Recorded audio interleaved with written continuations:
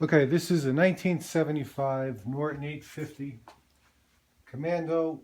It came with this particular kit on it. I'll put the name of the kit in the notes below. But I took the kit off and I decided just to put it back in place so you could see what I started with. This particular bike came out of Missouri.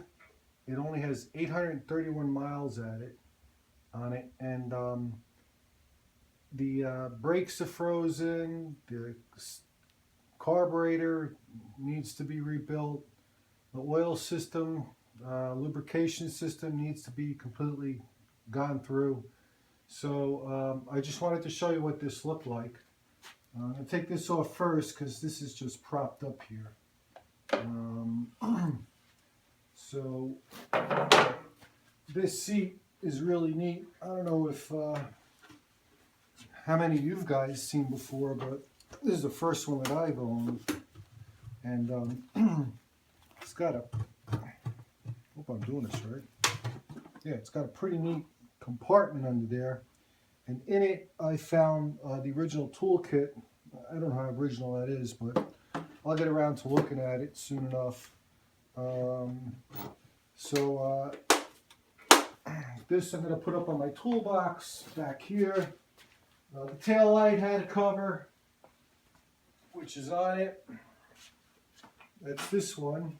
Now this is all going to go on my other 75. Somewhere's over there. What I'm going to do is put the original white tank and side covers that came with this motorcycle when it was bought new. And so the first thing I'm going to do is I'm going to go through the different systems of the bike. While I'm going through all of the systems, I'm going to try to show you what the steps are and what you'd be looking at if you try to do this yourself. It's not difficult to do, it's just time consuming. You got to have the space, and you got to be able to order parts. So the first thing we notice is that this hydraulic master cylinder for the front brake and the rear brake, they were frozen. And what I did was I used penetrating oil about a week ago, and I started squirting around the carburetor, around the brakes, and these calipers actually were loose when the bike shipped in because they had to move it. So these are probably seized up, front and rear caliper, and also the rear master cylinder was frozen. Now what I did was this, is I put a little WD-40 or penetrating oil around here and everything, and I got this to pop. So it moved in, but it hasn't moved out. I'm not sure exactly what's keeping it from popping out, but I'm going to have to take this apart anyway. We'll come back to this in a second. This didn't have any fluid in the reservoir, so I filled it up with penetrating oil to get it all in there. With this master cylinder in the back, it had brake fluid in it, and I just stuck some penetrating oil underneath the stem that operates the piston through the housing, and it actually popped, and it's squirting out fluid. So what I'm going to do is I'm going to run new fluid through it with the intentions on replacing the seals in this master cylinder. But the reason why I'm not going to attempt that before I see if it works is because you could really get in trouble with these things. If you crack the aluminum housing, you can strip out these Allen bolts. They're not hard to get. You can get them at Lowe's. It just takes like 4 weeks to get them in. But you can really make a mess of this whole thing, and then taking it apart is easy, but putting it back together, there's a bypass valve, and you have to screw the housing into the piston properly so that the bypass valve is in the right position. Otherwise the brake will seize or the brakes won't work. Clemps provided me with a couple of pages of notes on how to do that properly, and I haven't done successfully yet, but I have a bike over there I got to finish up. It's a 75. Now the white kit that you saw on this bike that I just took off, it's going to go on another 75 I have, and I have the stainless steel front fender And also off the 75, I'll take off the rear tailpiece here. So I'll show you in the next video what the white side covers and tank look like when the bike first came in. Now the bike came out of Missouri, only has 831 miles on it. It's authenticated and notarized, signatures of the original owner, original title, original owner, original plate. So it's truly a special motorcycle. But needless to say, I have to go through every system. So this is going to be video number one. It's going to be several videos. I posted a couple of videos I have to take down. The audio didn't work. I had my privacy settings wrong. So we're going to go through the brakes. We're going to go through the carburetor, the airbox. We're going to go through the oil system. We're going to go through the electrical system. We're going to look at the suspension and check the wiring. Of course, we're going to have to go through all the cables and lube everything up. But needless to say, this does involve a lot of time, and you have to be careful. This is a Lockhart oil cooler. One of the big controversial things that I've faced with the New York City Norton Owners Association, at least the members who are active on the distro list, is this thing about oil coolers. And I'm a staunch supporter of oil coolers, and most people say you don't need them. Yeah, you don't need them, but they extend the life of the motorcycle, and they make a big difference. So seeing this on a Norton with only 831 miles and a kit like he put on it makes me very happy, because although I don't like the positioning, I'm going to reposition this before too long. But needless to say, the first thing I did after stripping off the tank and the side covers is I lubricated these bolts. And I'm not going to try these on the master cylinder for the rear brake, but on these bolts, I did get two of them loose. And the way I did that was with this little device. And so if you swap positions, it either loosens or it tightens. I don't know why you'd ever use it for tightening, but I basically successfully got two of the bolts free, and I'm going to show you exactly how I did it.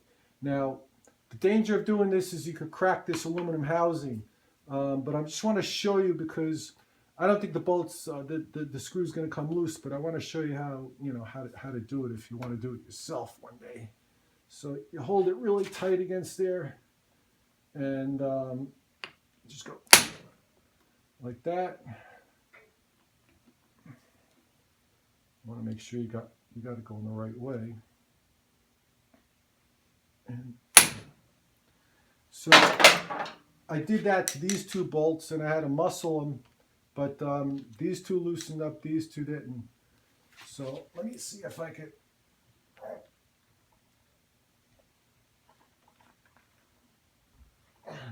Nah, those are frozen. So what I did was I bought a set of stainless steel screws, and I'll drill these two out. I'll pull the housing off. I'll take this apart, and I'll show you when I do that.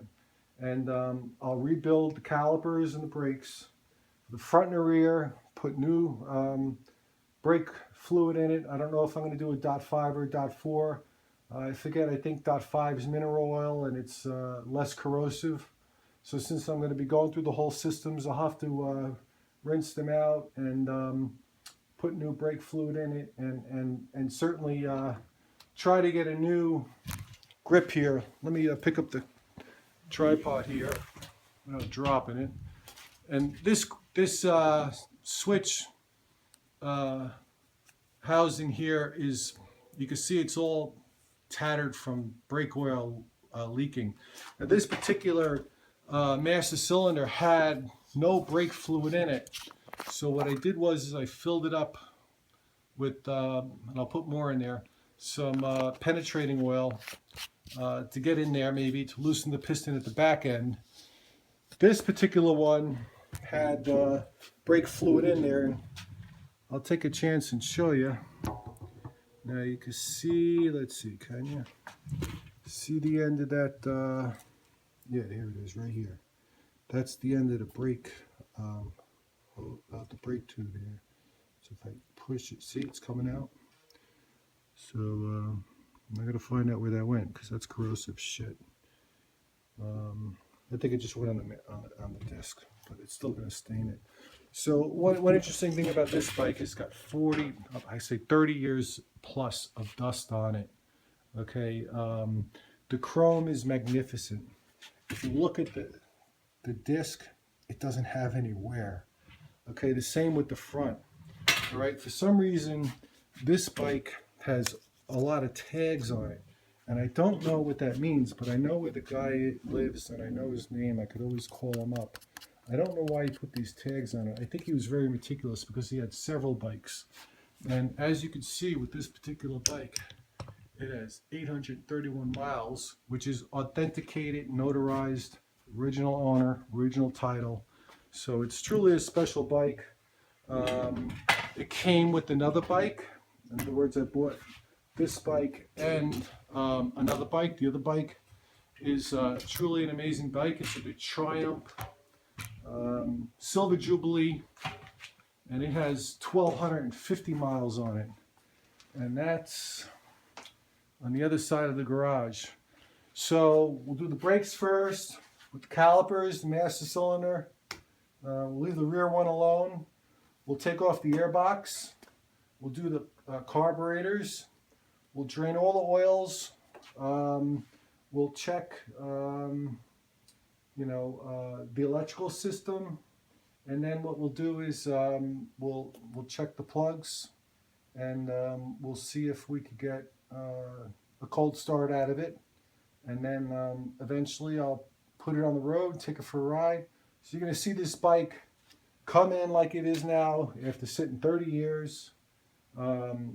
To riding just north of New York City up to Perkins Memorial Drive. I don't plan on riding this bike a lot because of the miles on it, but certainly it's going to truly be a special bike.